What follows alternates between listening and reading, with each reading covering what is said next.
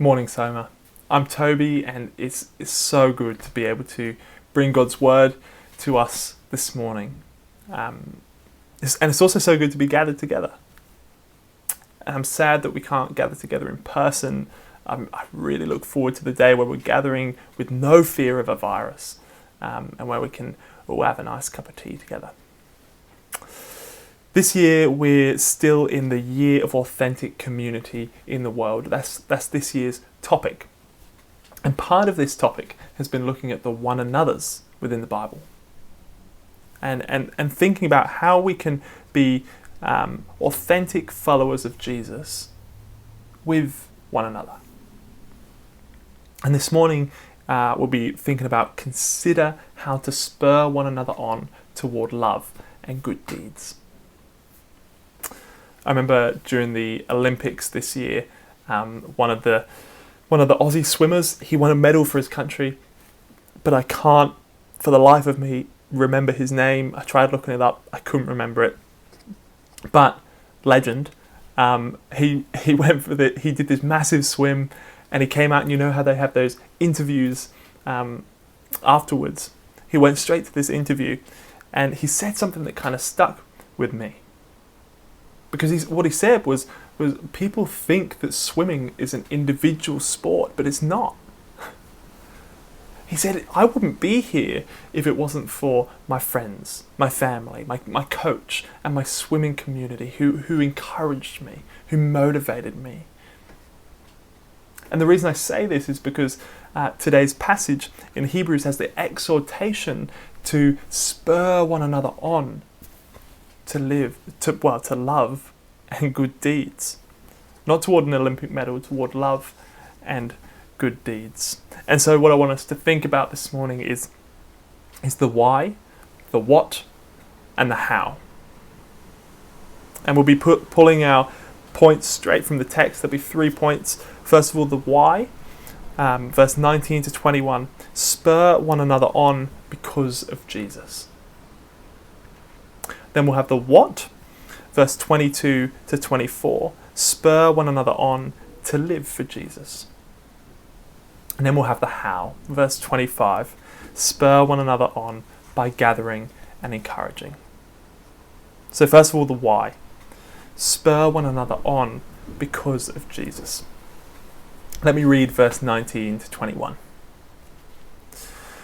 Therefore, brothers and sisters, since we have confidence to enter the most holy place by the blood of Jesus, by a new and living way open for us through the curtain, that is his body, and since we have a great priest over the house of God, I'm going to stop there. There's a lot in there, and what the writer of Hebrews is doing is he's actually summing up the last 9 chapters of Hebrews into 3 verses, and we don't have time to delve into it deeply, but we will be looking at Hebrews next year, which is exciting.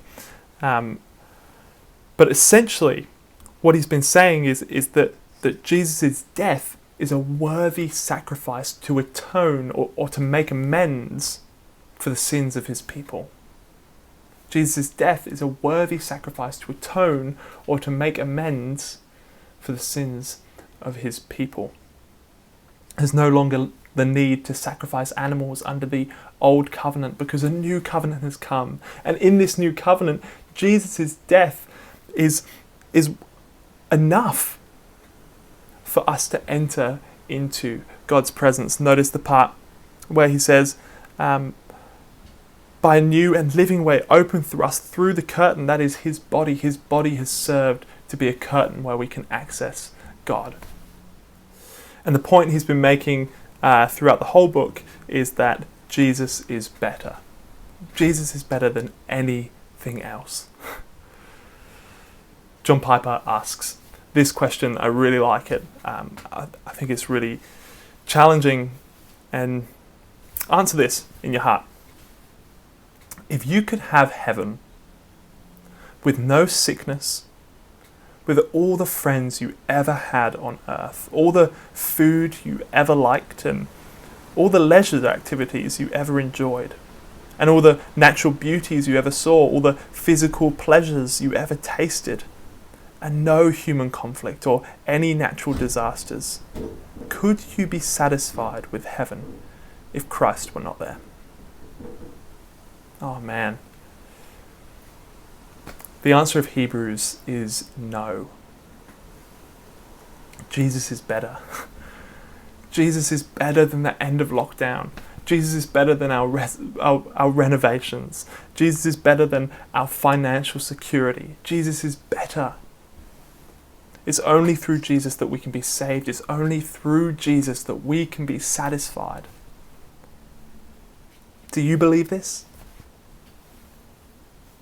Do you believe this? Because if so, this changes everything. It changes how we see the world. It changes how we interact with each other. It changes how we live. Now this brings us on to our second point, because he's saying, well, Jesus is better, and since Jesus has done this work for us, and since he's become our access to the Father, twice in these verses he says, since we have confidence in Jesus, since we have confidence in Jesus' death and resurrection, since we have access to the Father through the sacrifice of Jesus, then he's going to say, well, let us do these things. The work of Jesus comes before our actions. We respond to the work that he has done. So if we believe this, then how are we going to respond? And the writer of Hebrews gives three ways that we can respond. So verse 22, well, since Jesus has done this, verse 22, let us draw near to God with a sincere heart and with full assurance that faith brings. Since Jesus has done this, verse 23, let us hold unswervingly to the hope we profess, for he who promised is faithful. And since Jesus has done this, verse 24, let us consider how we may spur one another on toward love and good deeds. And this is the one we're going to be unpacking this morning. Now on to the second point, the what. What does it mean? Spur one another on to live for Jesus. I wonder whether you guys remember the part in Acts where Paul and Barnabas have a sharp disagreement. That's what it's called, at least in the NIV. They have a sharp disagreement. They want to go different ways. They have a disagreement over mission strategies, and so they part ways. They eventually come together, but they part ways. And this word for sharp disagreement is the same Greek word used here for spur on. It doesn't mean disagree. It means agitate. It means provoke. I remember as a kid, I have two older brothers, so we provoke each other to do a lot of things. And as a kid in a small country town, we tried to think of ways to entertain ourselves, and we provoke each other mostly to not good things, and this one particularly I'm not proud of. But there was a point where we go out at night with flathead screwdrivers and we go to these cars and pop off the hood ornaments or the logos on the car, and we bring them home and we pull out the sheet that we've written all the types of car on and tick them off Mercedes and BMW today. But we wouldn't have done that if we didn't provoke each other to do it. We often think of agitate or provoke with negative outcomes, and that's how the words are usually used. We provoke to anger, and Paul and Barnabas provoked each other to part ways. So this word seems out of place here when it says provoke each other to love and good deeds. But what I believe the Hebrew writer is doing is he's using the word ironically, and he's saying don't provoke to anger. Don't provoke to bad deeds. And we see that within the worldwide church, don't we? We see Christians provoking other Christians to bad things, provoking them to anger and things that end up leading to sin. So what the writer is saying is provoke each other to good deeds, not bad deeds. Provoke each other to love, not hate, not anger. To love. So it's a heavier word than spur on. It's provoking each other in an ironic way. But what is this love and good deeds that we're to be provoking each other towards? Well, I believe that love and good deeds is the most broad phrase in the world. Love and good deeds. But they are the two characteristics, or two of the characteristics of what it means to follow Jesus. Faith without works is dead. Or we love because God first loved us. They're two of the most common characteristics for followers of Jesus to follow, and ways for us to live. And so I think it's deliberately broad, because what the writer is doing is capturing what it is to follow Jesus within the church, with each other, and outside of the church, missionally, encapsulates our identities as followers of Jesus. We're missionaries, we're servants, we're family, we're disciples. Love and good deeds captures all of that. I don't believe he's saying a particular kind of love, a particular kind of good work. It's saying spur one another on, or provoke each other toward living the way God intends you to live. Now, the last thing on this second section is to notice the word consider. It says, let us consider how to do these things. Let us consider how to provoke each other towards living for Jesus. And this is really, really, really important, because this is saying, well, let us think about it. Let us mull it over in our heads. It's not just rocking up to our gospel community gatherings or the Sunday gatherings. It's actively thinking about, planning, figuring out how we can be doing these things. Thinking, how can I be spurring this person on to be obedient, to be missional, to be loving? Well, now we'll dive into the third part. So because Jesus is better, we're to respond to that by provoking each other and considering how, not to hate, not towards hate or towards anger or bad works, but towards love and good works, the actions of living for Jesus. But how? How? So the third point, verse 25, spur one another on by gathering and encouraging. And verse 25 gives us one thing not to do and one thing to do. Let me read it. Not giving up meeting together, as some are in the habit of doing, but encouraging one another, and all the more as you see the day approaching. So not giving up or neglecting meeting together, but encouraging one another. Let's start with the one that we're not supposed to do. Not giving up or not neglecting meeting together. This meeting together, the word used there is primarily talking about the coming together, the assembly of Christians. And while I think it does encapsulate gospel communities and DNAs, in that I think it's primarily talking about the Sunday gathering, where all the Christians come together and gather together as a whole church. And the church that this is written to were likely under persecution at the time as well. So to gather together would have been very dangerous for them. They'd be putting their lives on the line, and yet he's still saying, don't neglect to do this. And isn't it interesting that 2,000 years later, we're still, we still neglect it. We're still tempted to neglect meeting together.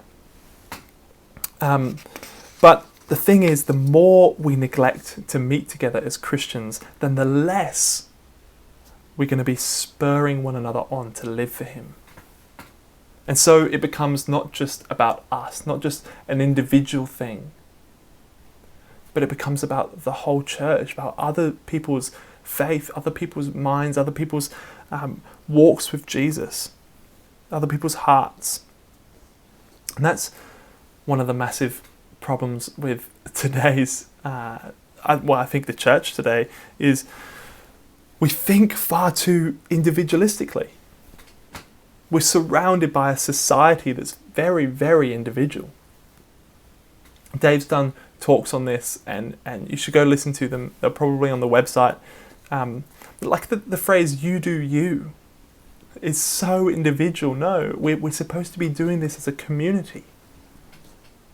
So that's what this year's topic is trying to tackle, that we're a community following Jesus together. But the way the world influences us and the way that fleshes out in Sunday gatherings, I think we see this in two different ways.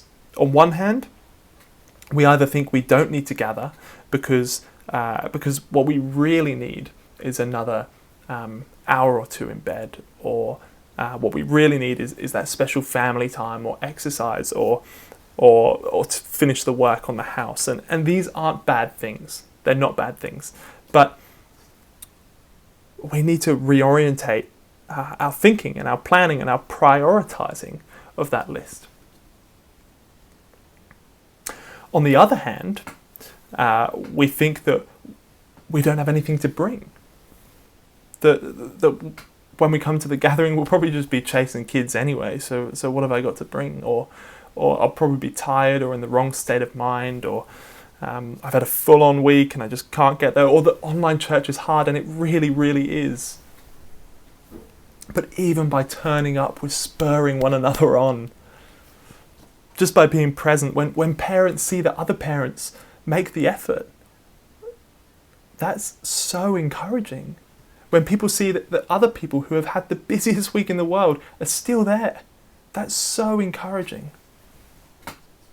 It helps us to see the wider picture, that pressing through these things, we can live the way God intends us to live, even when we're tired, even when we have wild kids, or even when we're online. So Hebrews is stressing that to spur one another on and to be spurred on ourselves to live for Jesus, we can't neglect the gathering. So now on to the thing that he tells us to do. He says, encourage one another, and all the more as you see the day approaching. The day approaching meaning the day Jesus returns to judge the world, the day he comes to restore the world and take us home. So all the more as we see this day coming, and actually every day we're seeing that day coming more and more. And so, which means that every day we should be encouraging people more and more and more to stick to their walk with Jesus, to tell people about the sacrifice that Jesus paid and the entryway to our relationship with the Father because of that sacrifice, that it was fitting. But encourage one another. Again, encourage one another is very broad. What does that look like? What does it look like to encourage one another? And this is what I want us to think about in our breakout rooms and in our gospel communities this week. Ask each other individually, what encourages you to keep living for Jesus? What encourages you to keep living for Jesus? And listen to those answers. Is it seeing other people live it out? Is it constant reminders of the gospel? Is it reading the Bible with other people? Is it seeing people come to faith? Now, the thing is, with all of those, we see them all happening at the gathering, and that is why another reason why the gathering is so important. But what can you do as an individual to encourage your brothers and sisters and therefore spur them on to live for Jesus in all of life? And what do you need as an individual to encourage you and to spur you on to live for Jesus in all of life? Think back to this Olympian, this swimmer set out to achieve a goal, to win a medal for his country, and he achieved it.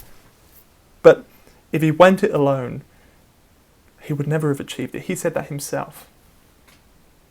He needed the encouragement, the motivation of his community. He needed his friends, his family, his coach, his swimming community around him and encouraging him. He set out for a goal, and he achieved his goal by being spurred on. Guys, we have a goal. And as amazing as the Olympics are, the Olympic medal is not a speck on eternity with God. Our goal is to live for Jesus, sharing him with people and growing in our spiritual maturity, worshipping him. And we do this because we have confidence that Jesus' life, death, and resurrection was enough to save us, enough to welcome us into his family, enough to welcome us into his presence. So, we should be spurring each other on, reminding each other why we're doing this and what it looks like. And we can do this by not neglecting the gathering, not forsaking meeting together. We have a part to play, but by encouraging one another to keep at it. So good job, church. This has been a rough season. It really has. It's not been easy, but I think that we've been doing a really, really good job to keep following Jesus. I've loved hearing that people have been bringing people meals who are in need. That people have been reaching out to neighbours that we've been praying for. That people have joined our church. I love that. That people have moved in with other people who are also in need. It's so good. And this is what it's all about. And that spurs me on. Just hearing that spurs me on. And God's glorified in those things as well. So this is what it's all about. And I can't wait to see you guys properly. But let's remember to ask in our gospel communities or in our breakout rooms, remember to ask each other, what is it that spurs, or what is it that encourages you to live for Jesus? And then let's act upon those things.